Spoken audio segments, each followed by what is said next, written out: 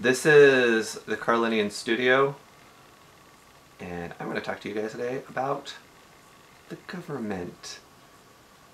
So, in order to talk about that, we have to take a little walk. A lot of the people in, especially Europe, and I find this is pretty common in the United States, are confused about what government is. Not in the sense that they're confused about the way government works, which people are ignorant of frequently, but in the sense that they're confused about what government is. All government. Feudalism, whether it's a king or a republic or a democracy or what have you. They don't understand what it is. And a lot of this comes out of World War II and seeing the Nazis viciously conquer half the world and kill millions of people. People look at this and they think, oh, it's pure evil, we have to do exactly the opposite of that. But that's not actually appropriate or true. The problem with thinking that the Nazis are pure evil is twofold. First of all, philosophically, if you think that the Nazis are pure evil, then you are granting to evil the right to be a substance, which is bad for a lot of reasons. Primarily, you're granting to evil the power to have, the power to create things, the power to be a substance in the world. Whereas, typically, okay, whenever we think of evil, we think of something that's twisted. Okay, traditionally, wicked comes from the word wicker, which means to twist, like a wicker basket, okay? The more traditional way of thinking about good and evil is that everything that's been created or everything that exists is good in its natural state whenever the way it's supposed to be working. And everything that is evil is whenever you take something that's been created and twist it into something that it wasn't supposed to be. So, if you think that the Nazis are pure evil, then you'll think that doing the exact opposite of what they're doing is going to be pure good. Untrue. Simply not true. Doing the opposite of what the Nazis were doing is just going to be the other lunatic extreme. The Nazis are on this lunatic extreme, and what you're doing is on this lunatic extreme. It's not better. It's not a solution. This is where you get, a whole bunch of Germans today are pacifists. We have governments all over the Western world that are just not enforcing the law, because it would be mean. It would be cruel. It would be vicious to enforce the law. It's an attitude that comes out of reaction to the Nazis, who have this massive totalitarian state that kills anybody who disagrees with them. 360 degrees the other direction is not better. It's just not. And we can see that because just watch the news. This is exactly like what 360 degrees the other direction looks like. Now, in terms of what government is, okay, I'm going to talk about Black Lives Matter. We have, and the Muslims in Europe. We have Muslims in Europe who are harassing people, attacking women, this kind of thing going on. And there's these groups coming up in places like Finland and Sweden and Norway and Germany. Groups like the Sons of Odin, who are vigilantes, who are patrolling and dealing with these people. Okay? You never get vigilantes if the government's doing their job. Okay, whatever you think about Muslim immigration, I don't care. You do not get vigilantes if the government is doing their job. It simply doesn't happen because the government is doing their job. The existence of vigilantes proves these European countries are not enforcing the law. Okay? Similar things are going on here. Black Lives Matter is rioting over and over and over And a lot of conservative pundits are talking about the crime statistics and the FBI's statistics on this and that and the other, and all that stuff is well and good, but it really doesn't get to the heart of what's going on here. The government isn't enforcing the law. These people are running rampant, frequently in their own neighborhoods, marching down the streets, calling for the deaths of cops. It's totally unheard of. If this had happened 100 years ago, okay, it would have happened once and it would have been stopped mercilessly. Well, you know, your reaction, your knee-jerk reaction is going to be, well, that would have been horrible. You know, that would have been so mean to these poor riotous black people. Listen, no. Your reaction is out of the same thought culture that says the Nazis were pure evil. Okay? You don't understand what government is. Now, instead of giving you statistics like so many other conservative pundits, I'm going to tell you a story. Okay? So there's this guy in the Roman Empire, and he is part of a sect, a religious sect, and he writes, a persecuted religious sect, mind you, okay? His sect is illegal, all right? Furthermore, racially, he is a Jew, and he is not liked by the Romans, because the Jews are very riotous. They're constantly rebelling, all the time. And he writes to his, to his followers, the people who are listening to him, respect the established authorities. They don't bear the sword for no reason. If you do what's right, what do you have to fear? If you do what's wrong, you should be afraid. They don't bear the sword for no reason is an extremely important statement. So, your video probably just skipped right there, and the reason is because we had some technical difficulties. So I'm going to graft this part of the video onto the first part of the video. As I was saying, okay, this guy in the Roman Empire, part of a religious sect and a Jew, he wrote this about government. Respect the established authorities. They don't bear the sword for no reason. If you do what's right, what do you have to be afraid? If you do what's wrong, then you should be afraid.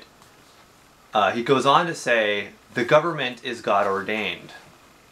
It's established by God. These people who are part of the government are agents of wrath.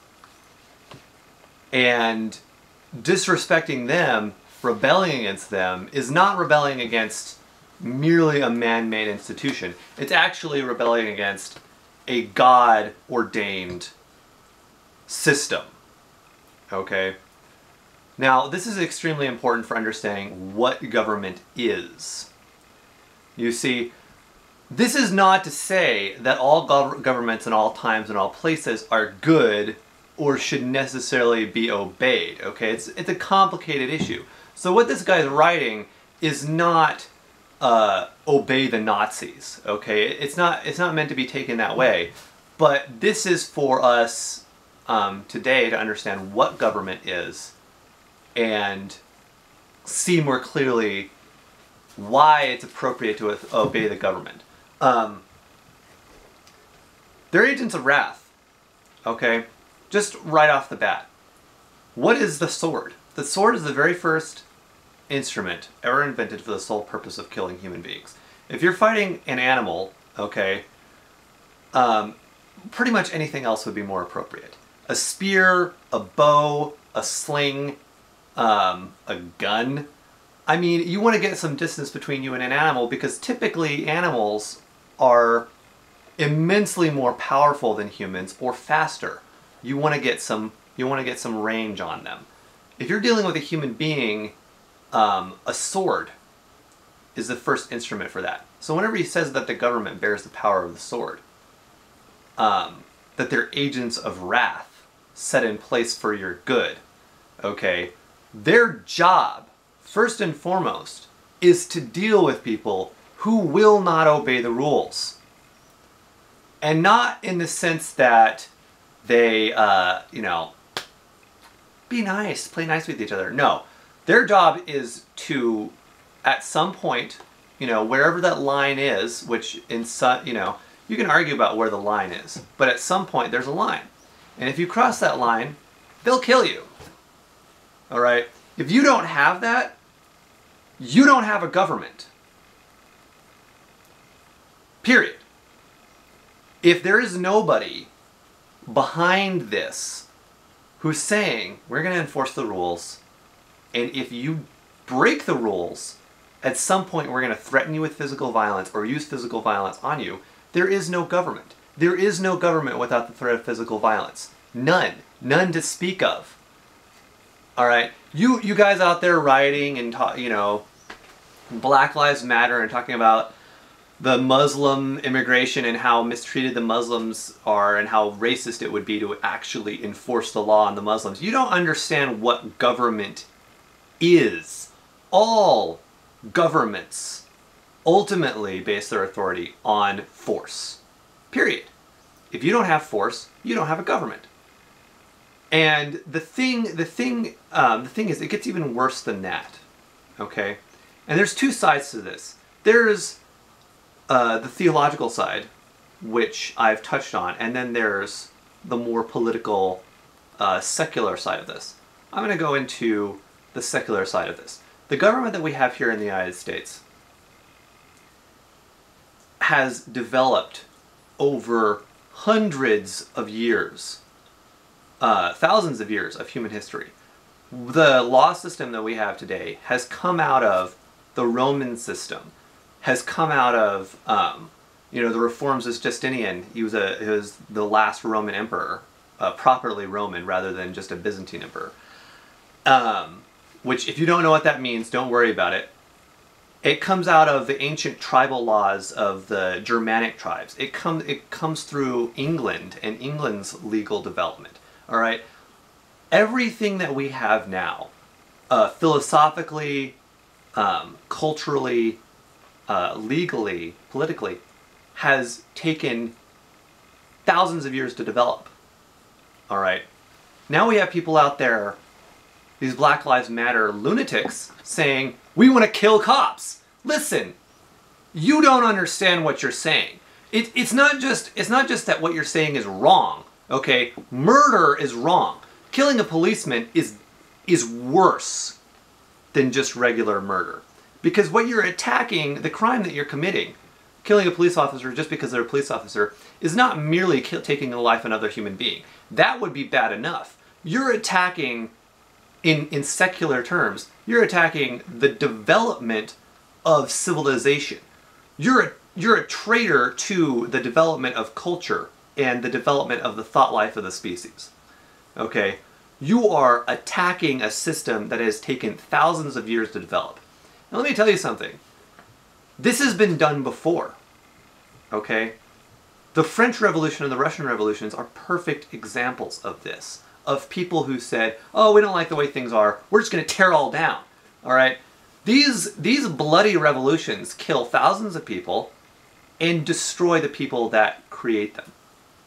Everyone who started the French Revolution and started the Russian Revolution was destroyed by those same revolutions. So Black Lives Matter, okay, there's no version of this story where you come out on top. It's simply not going to happen. If you win, you will turn on each other and you'll kill each other after you finish killing all the people that you're talking about killing now. There's no version of the story where these people come out on top.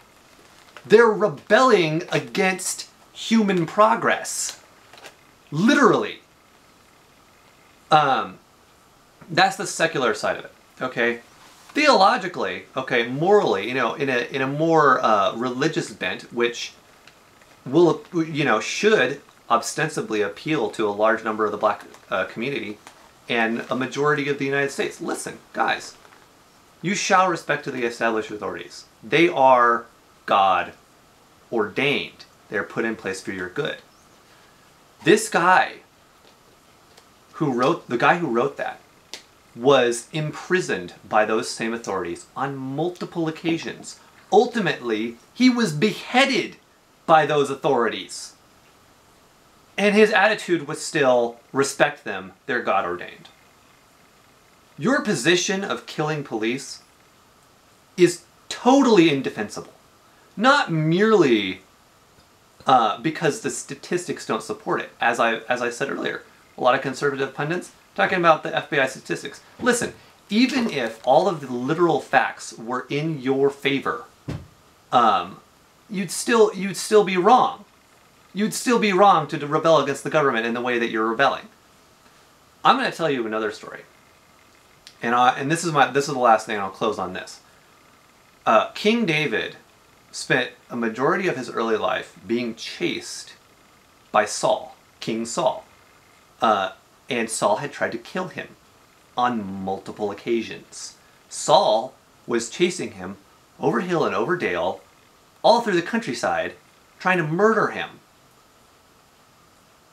At one point during this cat and mouse chase, David had the opportunity to kill Saul, basically without repercussion. He could have just killed him. He had the drop on him. He had caught him totally unaware, and he chose not to kill him because Saul was God's anointed king.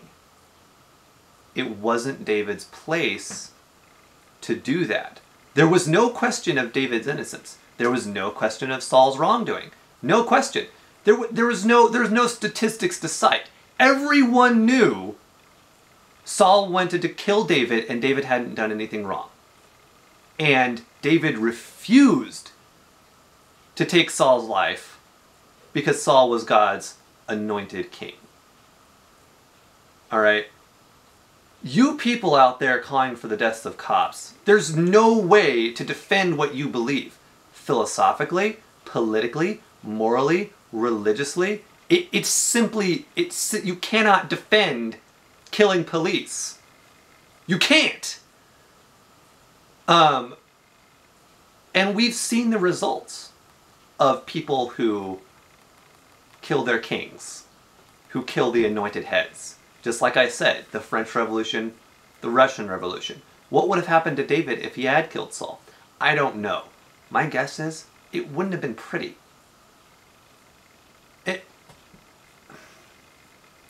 Government is founded on the threat of physical violence. If you do what's wrong, you should be afraid. I read an article the other day. This woman, and I'll close on this. I know I said close earlier, but I'll close on this. This woman was saying that she shouldn't have to be afraid every time her son robs a store.